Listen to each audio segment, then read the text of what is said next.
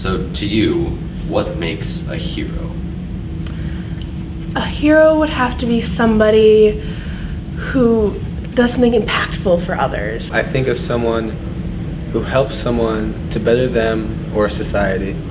A hero is somebody who risks their own well-being to help someone else who needs help. Whether it's saving somebody or doing something as simple as impacting somebody's life in a positive way. Would you say that someone who allowed millions and billions of people to have food and to not starve to death, would you consider that a hero? I think if they had good intentions. If it helped feed billions across the world, then yeah, I would say that would be a hero. Fritz Haber was a famous German chemist from around the turn of the century. He is most well known for his work on creating the Haber process. To commend his impactful creation, he was awarded the Nobel Peace Prize. He created the process in 1910 and is used today to create most fertilizers used in the world.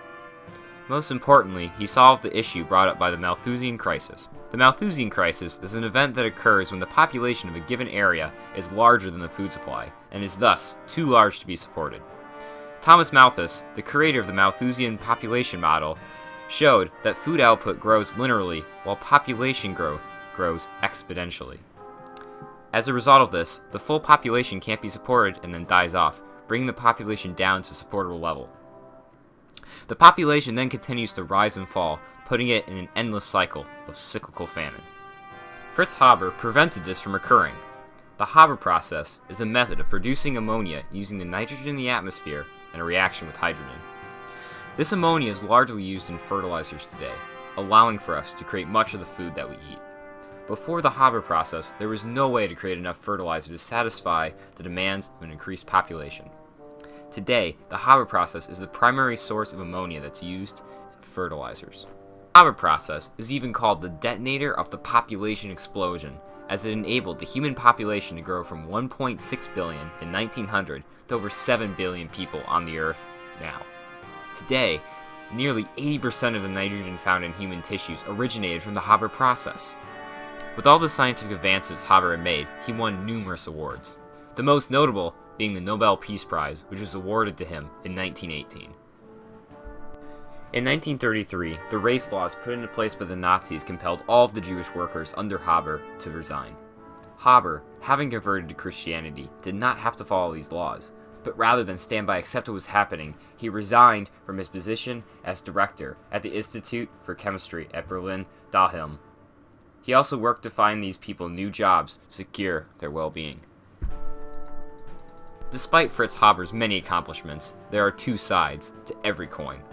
There are many things that Fritz Haber did in his career that seem contradictory to what we might expect of a hero. Fritz Haber had a large part in the creation of chlorine gas. This gas was then used in the First World War by both sides. However, it was first administered by the Germans. Haber was also part of a team that led to the creation of Zyklon A, and a variation of that chemical, known as Zyklon B, was infamously used by the Nazis. What makes a villain? A villain. Someone who purposely does bad things to hurt others. A villain, I would say, is probably someone who does something wrong willingly. A villain would have to be somebody, like they're the opposite of a hero, so it would have to be somebody who is a negative impact on people's lives. They know what they're doing is wrong and it's harming others, but they don't care and they continue.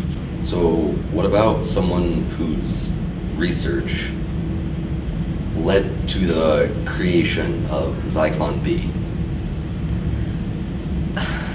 See, that's a difficult question. If they actively knew that that was what their research was going toward, yeah, probably. It was be considered a villain. Well, what if I told you that the person who helps billions of people get the food and the person who helped led to this creation of Zyklon B was the same person?